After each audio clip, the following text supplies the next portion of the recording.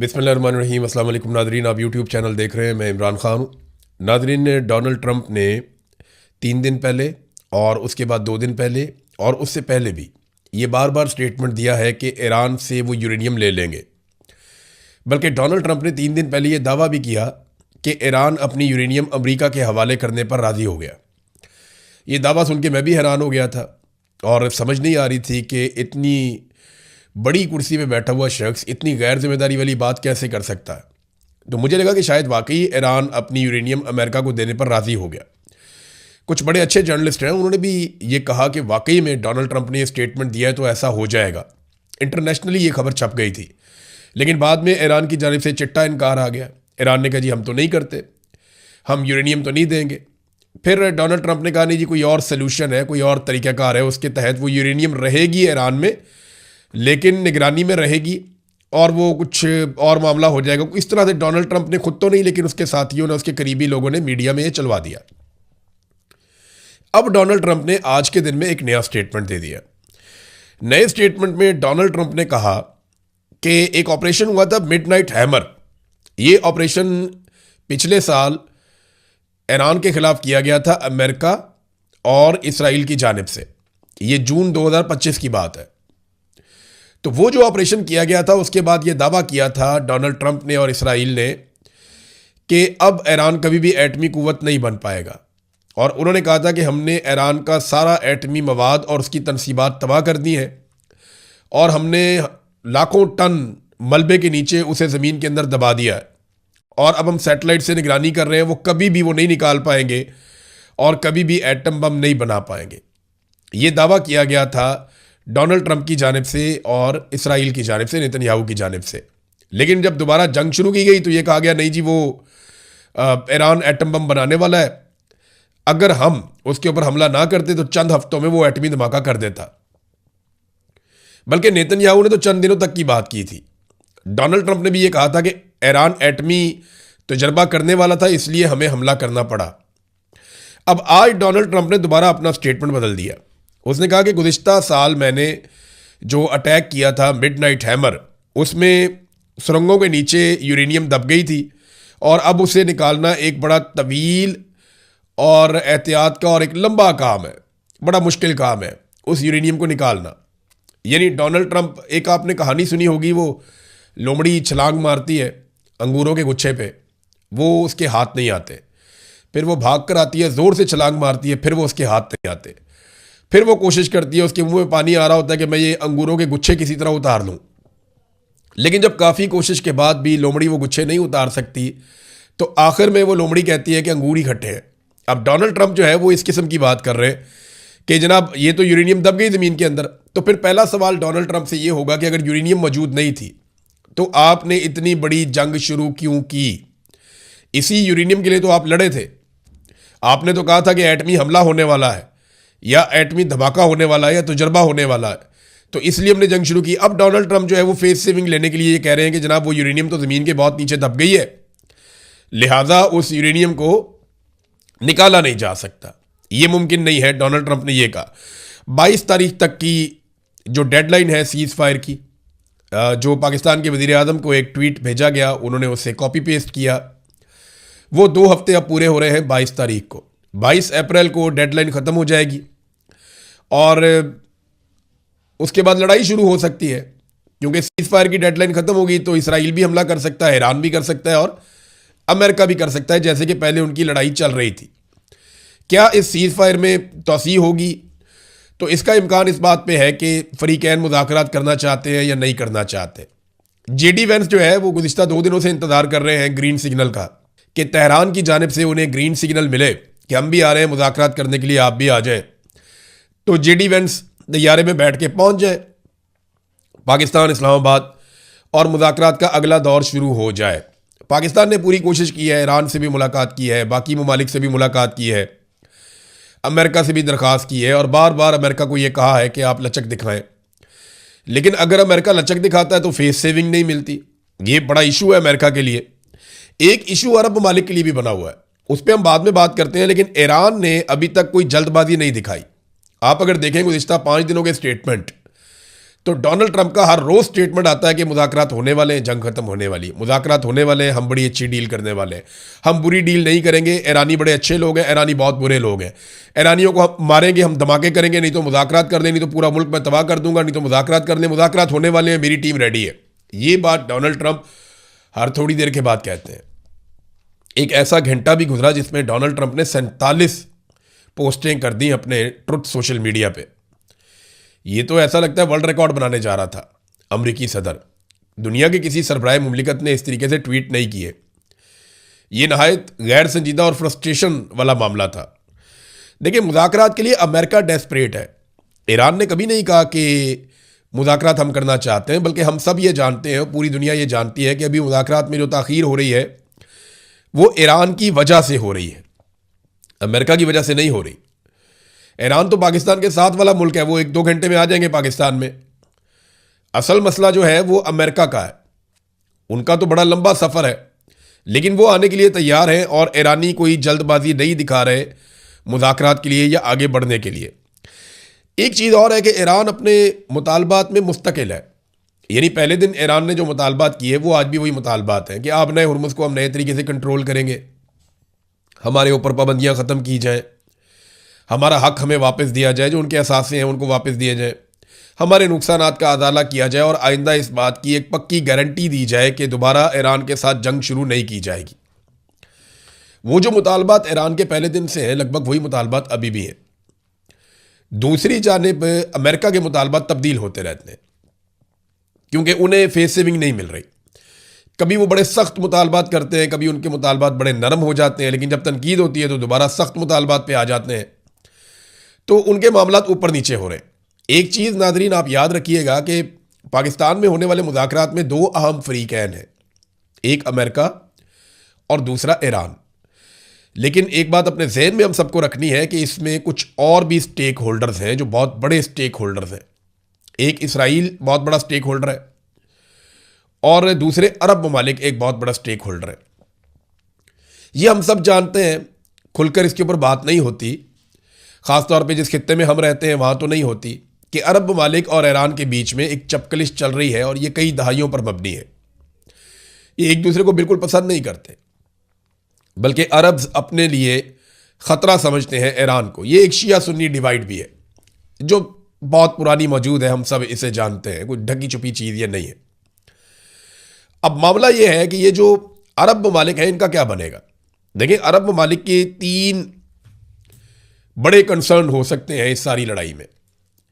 Israel के भी इसी किस्म के कंसर्न हो सकते हैं।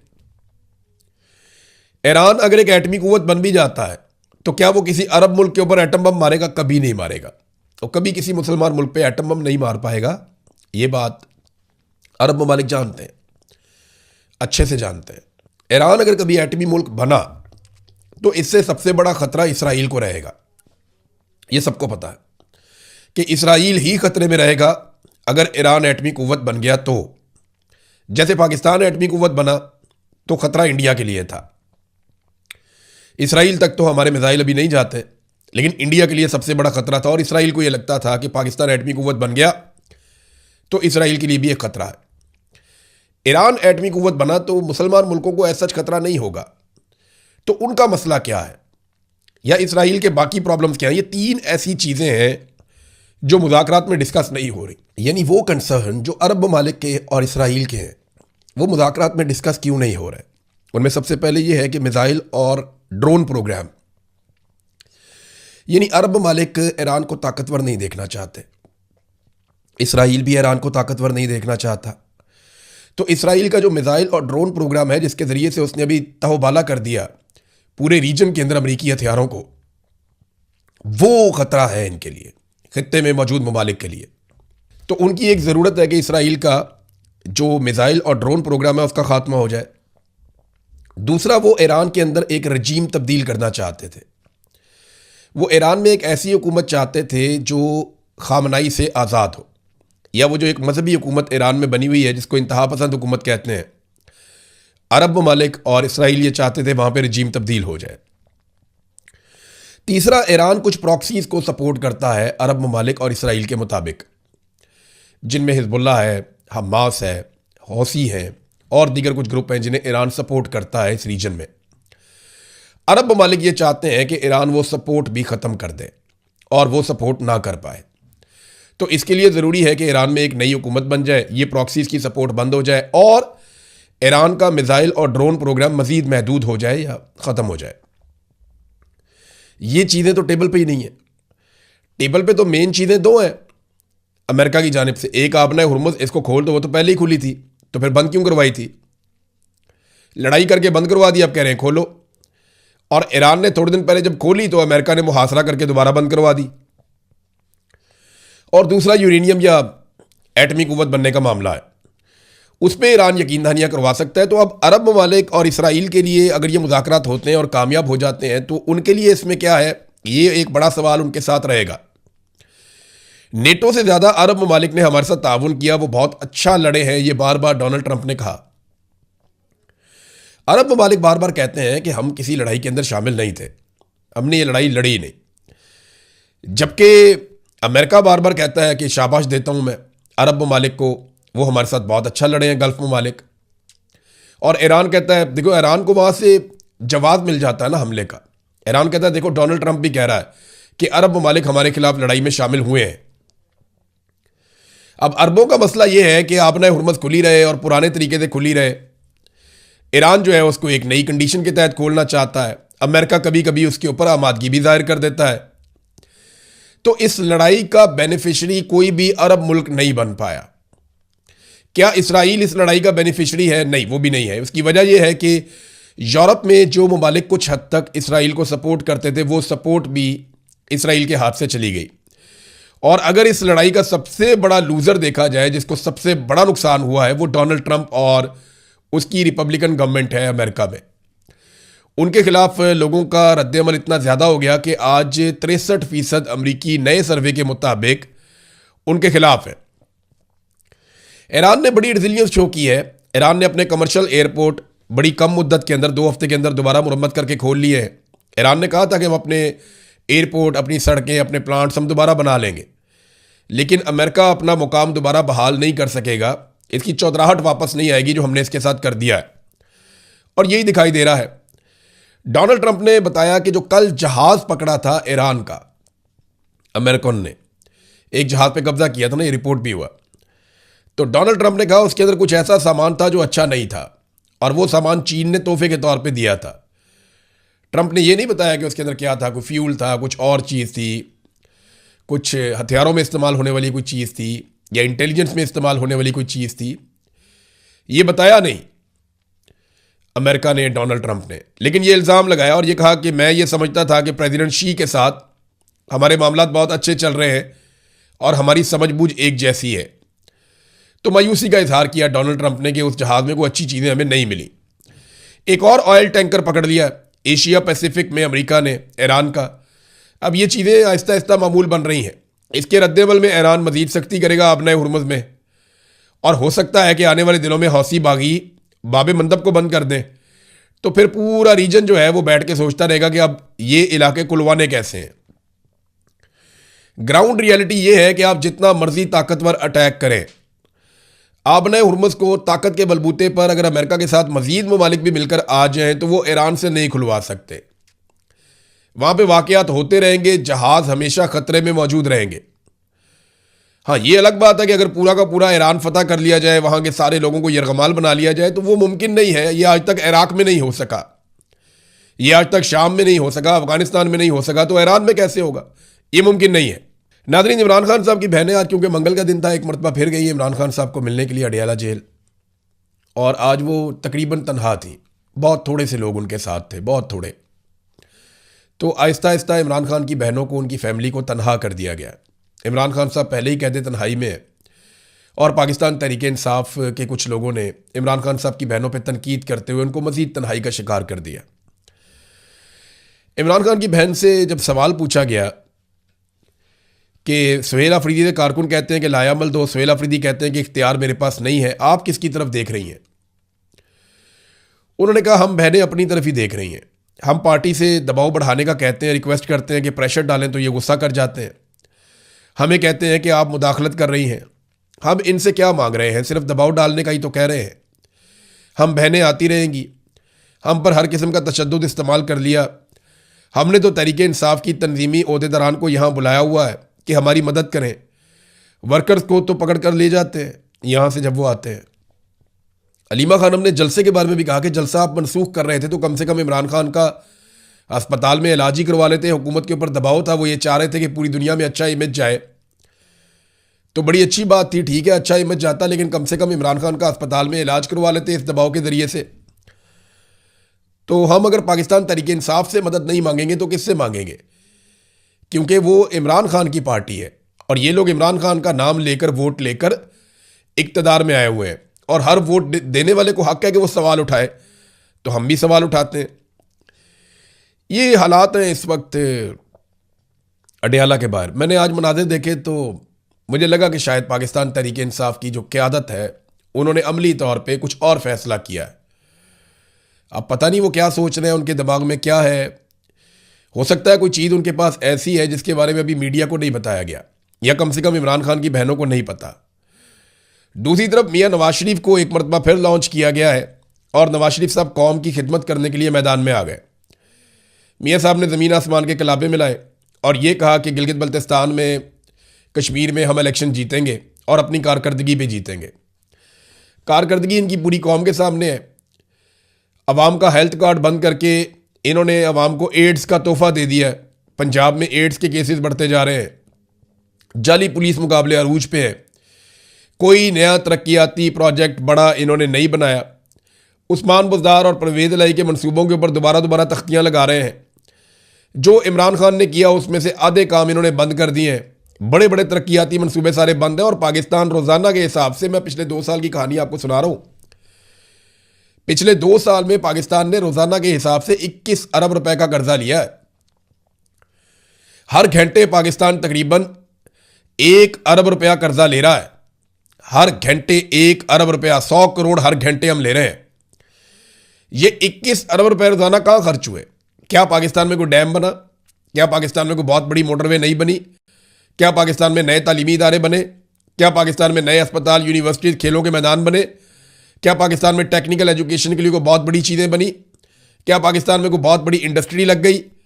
क्या पाकिस्तान बहुत तरक्की कर गया, बहुत आगे चला गया आईटी के शोबे में, तालीम के शोबे में, सेहत के शोबे में, ज़राअत के शोबे में, इंफ्रास्ट्रक्चर के शोबे, किसी एक चीज़ में पाकिस्तान आगे गया हो तो बताएं। ये 21 अरब रुपया रोज़ाना कर्जा लेते हैं। ये किसकी जेबों में जा रहा है पैसा और कहाँ पे इस्तेमाल हो रहा है, इसका हिसाब जब इनसे मांगो तो ये कहते हैं आप गद्दार हैं और गद्दारी का मुकदमा दर्ज कर देते हैं। पाकिस्तान की तारीख का रिकॉर्ड कर्जा इन्होंने पिछले 2 साल में लिया है और जो तरक्याती मंसूबे थे उनकी रिकॉर्ड बंदिश भी हुई है। यानी कोई बड़ा तरक्याती मंसूबा ये हुकूमत इस वक्त नहीं चला रही। मेरी पाकिस्तानियों से गुजारिश है कि इससे पहले कि नवाज शरीफ वाकई खिदमत करने के लिए मैदान में आ जाएं, आप उनके आगे हाथ जोड़ लें, उनकी मिन्नत कर लें। मियाँ साहब को कहें, मियाँ साहब अल्लाह का वास्ता और खिदमत ना कीजिएगा। मियाँ साहब की खिदमत की सिर्फ 2 मिसालें आपके सामने रखूंगा, आप सर पकड़ के बैठ जाएंगे। छोटी छोटी 2 मिसालें, LNG टर्मिनल और IPPs, यानी गैस आए या ना आए, आपने हर महीने $15 मिलियन देने हैं टर्मिनल्स को। ये मियाँ साहब का कैपेसिटी पेमेंट वाला एक मुआहदा। आज कतर में गैस नहीं दे रहा, लेकिन हम LNG टर्मिनल को $15 मिलियन दे रहे हैं हर महीने। LNG पैसा हम दे रहे हैं, हमारे पास गैस नहीं है और अवाम की जेब कट रही है। ये मियाँ नवाज शरीफ ने किया। IPPs वो भी ऐसे ही है, बिजली आए या ना आए आपको बिल देना पड़ेगा। यानी गैस ना आए फिर भी बिल देंगे, बिजली ना आए फिर भी बिल देंगे। वजह क्या है? मियाँ नवाज शरीफ के लगाए हुए मंसूबे। 1 यूनिट बिजली इस्तेमाल करते हैं और 3 यूनिट के आप पैसे देते हैं, फिर भी लोड शेडिंग हो रही है और यूनिट की कीमत भी 4 गुना बढ़ा दी है जब से इमरान खान साहब की हुकूमत गिरी है। ये खिदमत नवाज शरीफ ने की पाकिस्तानियों की। मियाँ साहब के आगे पूरे पाकिस्तान को हाथ जोड़ने चाहिए। मियाँ साहब बड़ी मेहरबानी, हमें और खिदमत नहीं करवानी। बहुत शुक्रिया आपका, आपने बड़ी कौम की ऐसी तैसी फेर दी, आप जाके घर बैठे हैं सर, बड़ी मेहरबानी। जिस तरह के आपने मंसूबे लगाए हैं, ये मंसूबे अगर आप ना लगाते तो आज पाकिस्तान कहाँ से कहाँ पहुँच जाता। अगर हम अपने वसाइल पे भरोसा करते, हम पानी से बिजली बनाते, हम बाकी जो सोर्सेज हैं उनसे हम बिजली बनाते और IPPs के चक्कर में, इतनी बड़ी बड़ी कमीशनों के चक्कर में हम ना पड़ते जो शहबाज शरीफ का बेटा तक लेता है, तो आज पाकिस्तान शायद आगे निकल जाता। लेकिन इन्होंने हमेशा अपनी ज़ात को आगे रखा पाकिस्तान से। अब तक के लिए इतने ही, अपना ख्याल रखिएगा, अपने इस चैनल का भी। अल्लाह हाफ़िज़।